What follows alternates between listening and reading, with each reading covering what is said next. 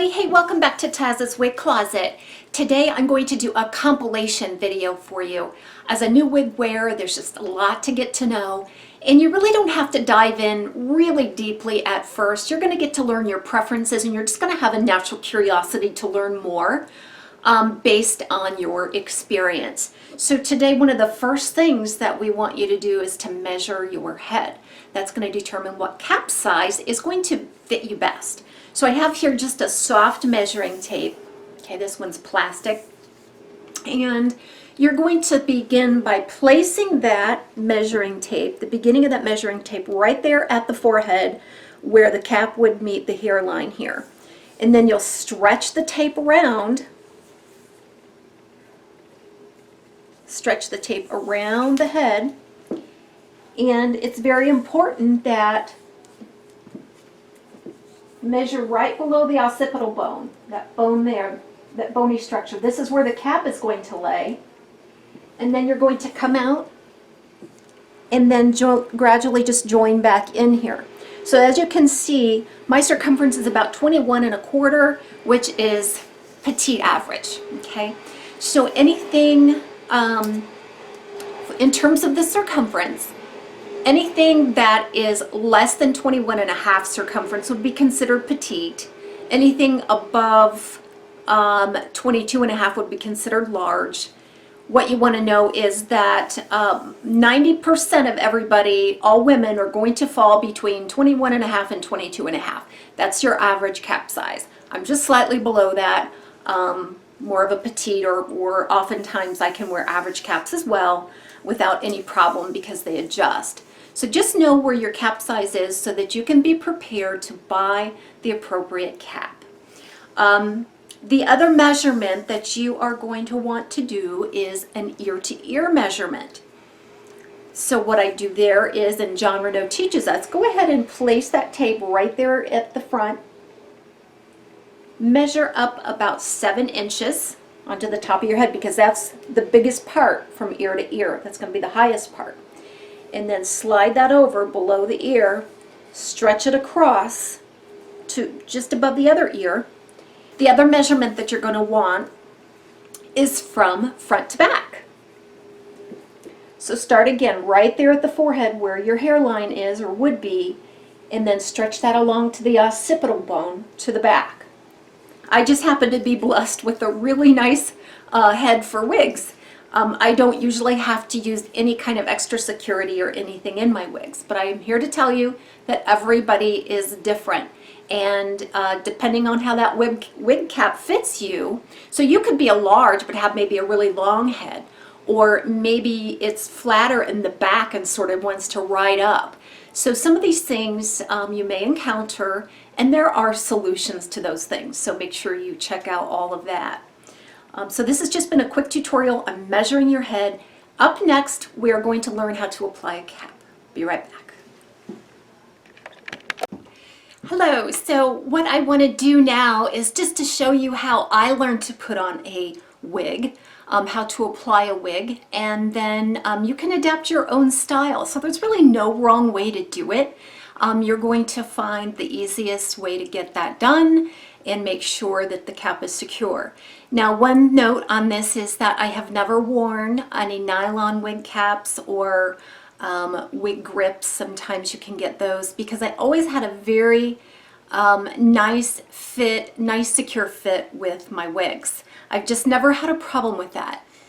But like I said, everybody is different. So everybody might adapt a little bit of a different method to apply and secure their wigs. But I have back here the Avery, Tressallure Avery in Chiffon Candy. I'm going to go ahead and apply this wig so that you can see how I do it. So what I do is I dive into the wig. Now that's just how I describe it, by diving into the wig head first. So what I do is I hold onto the wig on either side, just behind the ear tabs. Okay? And then I dive in until I get some resistance there at the front, and then I stretch it down over the occipital bone at the nape. So this is how I do it. Okay? Now I'm not done, all right? So the next thing I do is adjust my ear tabs, make sure that those ear tabs are in equal places on both ears, just in front, very secure fit. Make sure the nape is adjusted well, and then I go about adjusting the forehead. So I pull it up just above my natural hairline. That's going to give me the most natural look. So really that's all there is to it. Now if you are applying a very short wig, say a cropped pixie, you're going to want to look in a mirror just to be sure that it's all secure back there. If you have any bio hair, make sure that's secure. So that's the other thing too. My bio hair, as you see, is very, very short, very practical, very easy to wear wigs. But if you do have bio hair, especially long bio hair, you can always secure it in 1 or 2 very low ponytails or buns in the back. And then when you stretch that wig over, just make sure you encompass that bun or those ponytails within the wig, inside of the wig cap. So on occasion, if it's really windy outside or if I just want some extra security, I will use It Stays adhesive. And I don't have it here to show you, but it's an adhesive that you would apply to the inner side of the lace, or in this case, just the inside of the cap, right along the perimeter from about here to here. Go ahead and apply your cap as normal, make sure all the adjustments are done, and then just tack it down when you have your adjustment completed. And that only takes maybe 10 seconds, just leave it in there. The heat of your hand and the pressing movement there, the pressure will adhere that to your head, and trust me, it's not going anywhere. The thing that I love about the It Stays adhesive though is that it is water soluble and it's very easy to remove and clean from the cap. So that's just a basic tutorial on how I apply my wigs and secure them.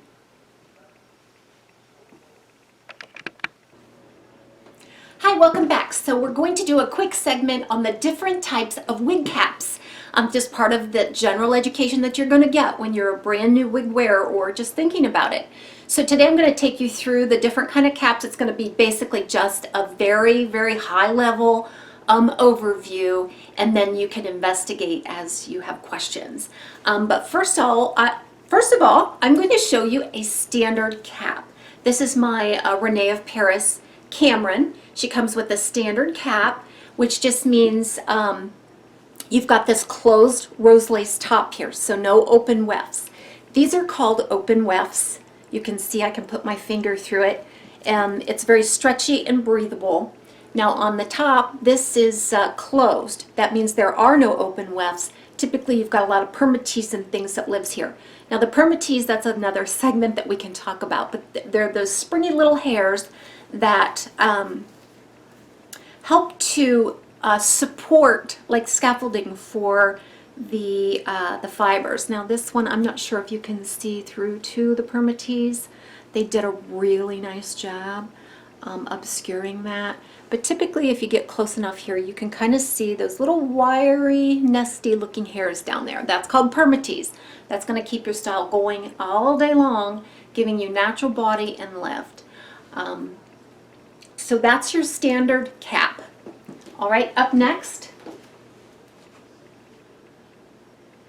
I'm going to show you an open cap. Now, all an open cap means is that, remember those open wefts we talked about in the open back and sides? That also extends to the front.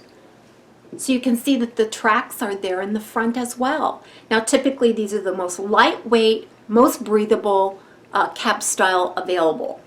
Okay. Now these generally still do have permatease there and around. Okay, so open back and sides. Now sometimes you'll find, instead of Velcro adjusters around the perimeter in the back, you'll find these strap type adjusters with little hooks. And those are typically adjusted incrementally. They have these little hook pockets back there where you can make your adjustment. And then your open ear tabs. Open again just means that you can see through the wefts. and an open nape, which means you can see through the wefts back there as well. So this is some of the most stretchiest, this is one of the stretchiest caps, and again, one of the most breathable and comfortable.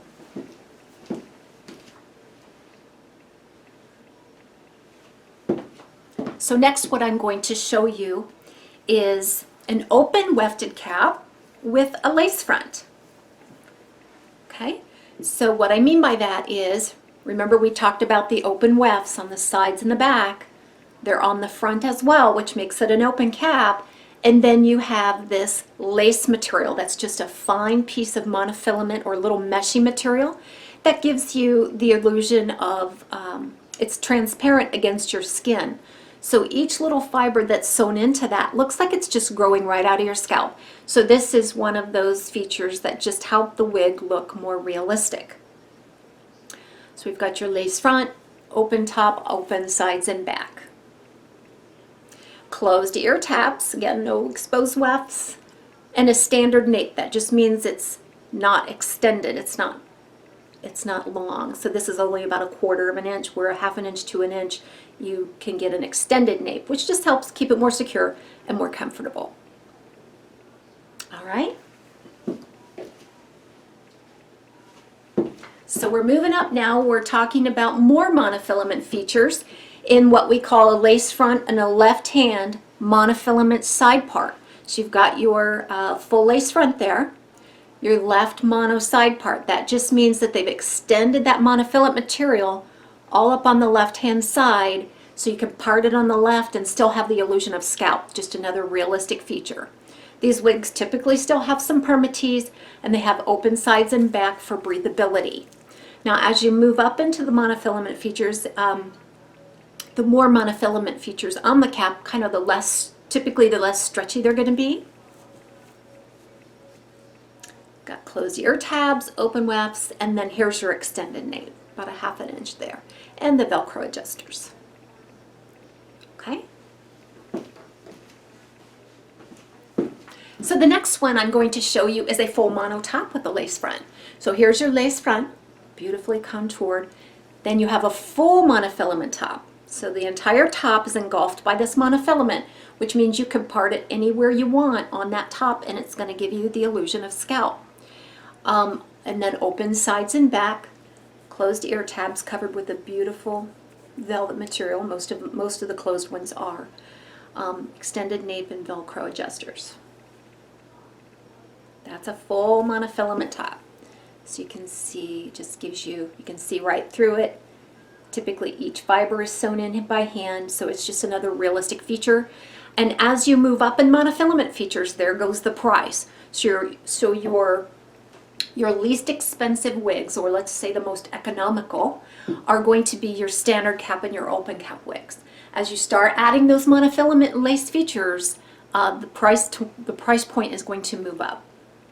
Okay, and then next, this is the creme de la creme. This is the fully 100% hand-tied cap.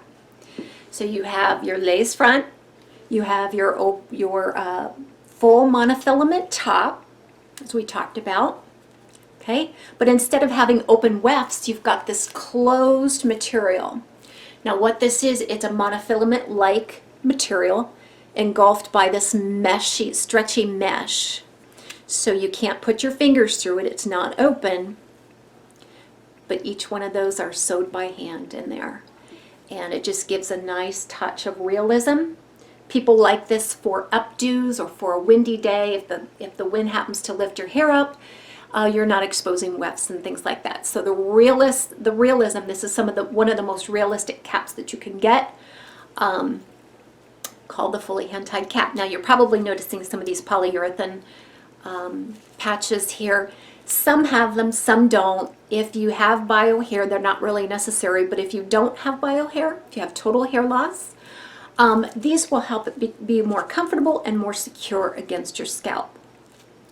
One thing I can tell you is that the fully hand-tied caps do trap the heat a little more. So if you are in a warm climate or it's summertime, these may be a little less comfortable. And you're not going to get as much stretch out of a fully hand-tied cap typically as you would an open wefted cap. Okay, beautiful. All right, that's just been a very quick rundown of the different cap styles. If you are interested in going a little deeper on that, I'm sure there's a lot of resources out there just trying to get you familiar with some of these things as you begin your wig journey. Take care. We'll see you next time on Taz's Wig Closet.